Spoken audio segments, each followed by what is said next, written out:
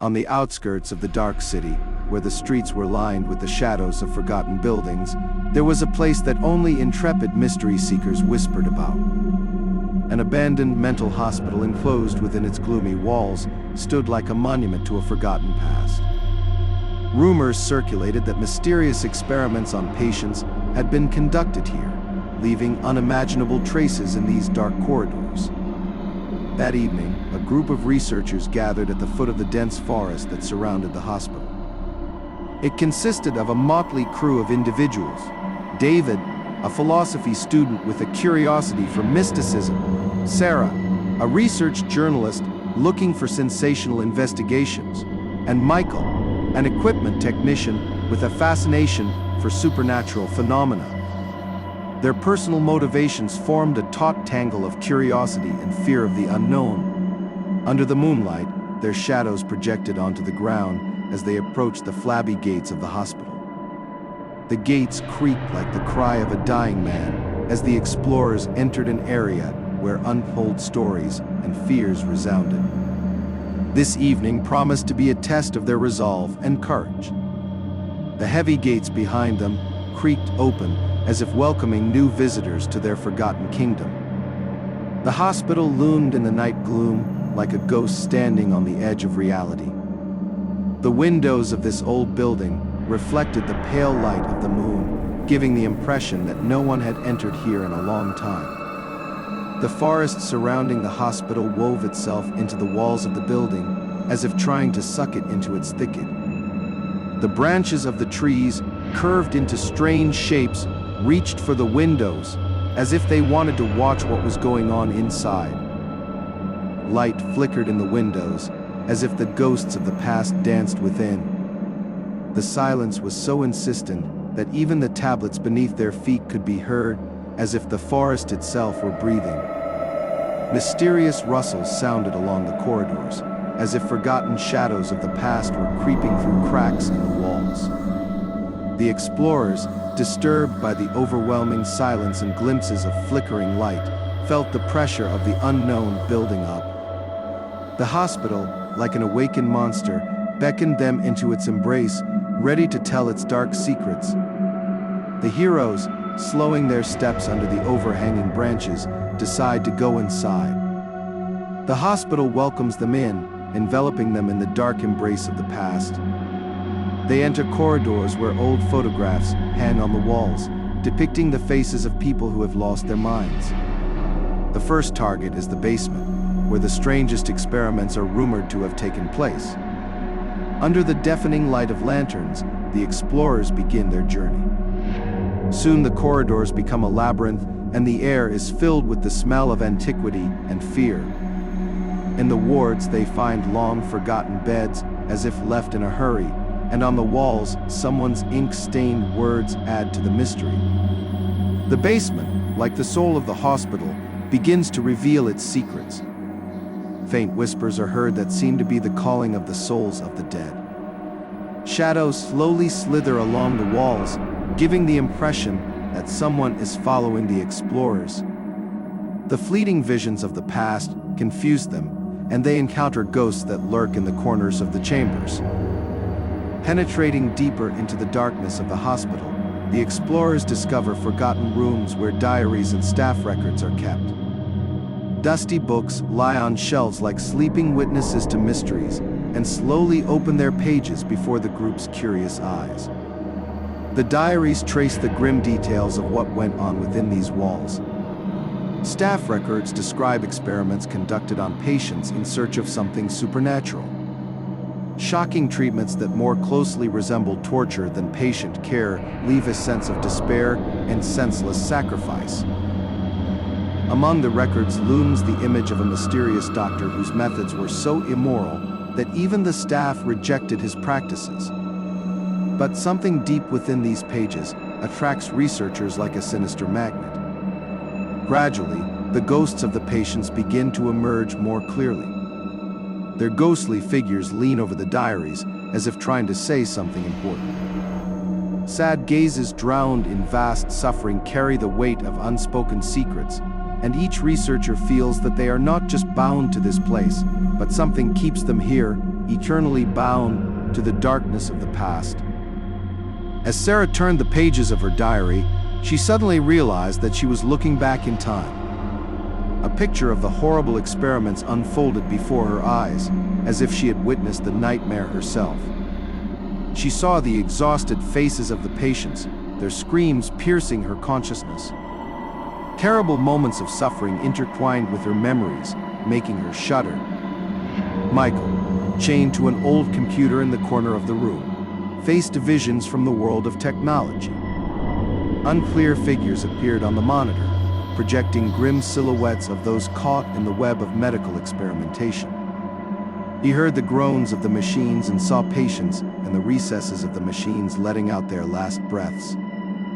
David, wandering the corridors, encountered ghosts that produced the real sounds and smells of the past. The shadows morphed into distinct images of people he recognized from his journals. He heard whispers of wind carrying the voices of the suffering, as if forgotten in this dark corner of time. Whispers that at first were only inarticulate rustlings, now became voices foretelling the horrors of the future. "Do not stay here," they warned. "Destiny awaits you in the darkness from which there is no return," they whispered, breaking the silence of the hospital with their grim prophecies. Sarah, journal in hand, tried to return to the exit, but the doors, as if responding to her incredible memory, closed with a quiet creak.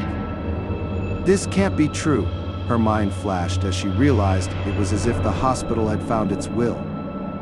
Michael, darting from door to door, tried to pick the electronic locks, but the technology refused to yield to his skills. The corridors that had seemed familiar to them before were now a labyrinth, weaving and bending like a living organism. "We have to find a way out together," David said, trying to bolster the group's morale. He had no idea that his words would soon be overwhelmed by a wave of fear and mystery. At this time, panic was gripping Michael. "I can't stay inside this damn hospital again," he whispered, ignoring the faint whispers coming from everywhere. Sarah clutched the journal to her chest, her hands trembling. She felt that the past she had learned about was now her prison. The study had become a trap, and each member of the group was inside their own nightmare. The group was losing their bearings, and the corridors like snakes swallowed them into their embrace. The whispers became more and more insistent, calling to them, as if to prevent them from leaving this cursed place. Michael, gazing down the dark corridor, felt his past rising from the shadows. Suddenly, the figure of a woman who had disappeared from his life years ago appeared before him. It was his sister, with whom he had lost touch due to his obsessive studies of the supernatural. She looked at him with sadness and accusation, as if he had forgotten she existed. "Michael, why did you betray me?" came her quiet voice, vibrating in the air like an unspoken sentence. Michael, clenching his fists, tried to recoil from this agonizing vision, but his sister would not disappear. Her ghostly hand touched his face, and he felt a coldness that penetrated his very heart. David, as he glided through the dark corridors, came face to face with his father, whom he hadn't seen since the tragic incident as a child. His father looked at him with dark, accusing eyes that flickered with worry and loss. "You should have been here, David. You could have saved me," came his voice through the cool air. Sarah, clutching her journal, faced the ghost of her mother, whom she had abandoned in pursuit of a journalism career. Her mother's eyes were full of bitterness, and with each step Sarah felt the dark weight of the past pressing down on her shoulders. The group, deceived by their own nightmares, found themselves at the center of a morass where personal secrets and fears merged with the dark history of this forgotten hospital. They realized that their past was part of this place, and they could not escape their personal nightmares, even here in a world of ghosts and forgotten stories. The group, sensing the growing threat, continued to plow through the corridors, their gazes running fiercely, trying to avoid encounters with the ghosts that had become increasingly real and aggressive. Michael felt the ghosts of his past begin to envelop him, their cold hands trembling around his neck. "You will not escape us, Michael. We're here to make you realize your guilt," ghostly shadows voiced. David, meeting his father at every turn, saw the walls swallow up his childhood memories. He could hear distant laughter and screams coming through the time fractures like dreams that cannot be forgotten. "You created this nightmare, David," his past rumbled. "You're responsible for our imprisonment." Sarah, absorbed in her journal, faced the visions of her mother, and now the shadow of her own face slowly melted into her hands. She saw herself as a betrayed daughter, unable to stand up for herself in the fight for her dreams. "You could have prevented all of this, Sarah," the shadow whispered, sounding like the sound of wind in the empty hallway. As the group fought the ghosts of their past, they found themselves held hostage to their own sins. Suddenly, a shadow appeared in the center of the hall, creating a living wall of darkness.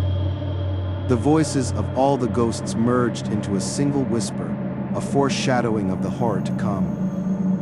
And then, in the center of the gloom, the central mystery was revealed. The hospital was not just a forgotten building, but a prisoner of time. By its insidious nature, it drew the souls of the abandoned into itself, and they became an integral part of its dark past. The ghosts, feeling their connection to these walls, called out to the group, wanting them to join their endless dance of eternity. "You belong here now," came the whisper, growing darker with each word. "Time has become your enemy, and you cannot leave. Join us in a world where past and present merge into one meaningless realm." There was an impenetrable silence in the darkness, foreshadowing the storm that was still brewing. As the group continued to lose members, the corridors of the hospital grew darker and darker, as if absorbing them inside their vast misery. Michael, carrying his sister's shadow on his shoulder, disappeared into the gloom, leaving only the echo of her past accusation. Sarah, carrying her mother's shadow, dissolved into the darkness, as if becoming a ghost of unspoken words and missed opportunities herself. Every member of the group became part of this dark legacy, weaving around every stone, every dark corner of this cursed hospital. The last one left was David. He stood in the center of the hall, his shadow stretching out, replacing him, and his father's voice growing more and more ghostly. With each passing moment, his body lost its physical reality, consumed by the eternal darkness. He realized his uselessness as he faced the silent, fateful gaze that awaited him in the dark distance. David's last glance was filled with despair and fear as his essence dissolved into the vast ocean of darkness. Like a shadow, he became the new keeper of the sinister secrets of this hospital, forever bound to a world of ghosts and suffering. In the last scene, the ghosts of the group glanced toward the next group of researchers, inviting them into their terrifying embrace. The dark secrets of the hospital continued to weave their web, drawing new captives into their dark world. The walls shuddered with painful memories, and whispers called new explorers into their unfathomable labyrinth of terror.